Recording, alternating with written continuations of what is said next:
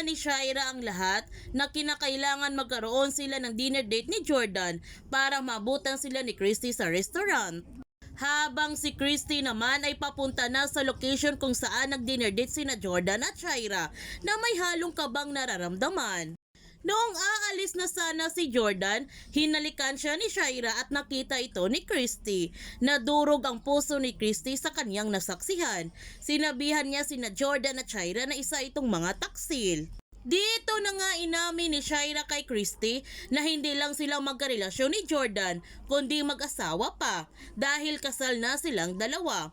Mahal siya ni Jordan at pati na si Tori. Hindi makapaniwala si Christy sa kanyang nalaman na kaya pala siyang palitan ni Jordan. Kaya huwag natin palalapasin ang kapanapanabik ng mga tagpo sa asawa ng asawa ko.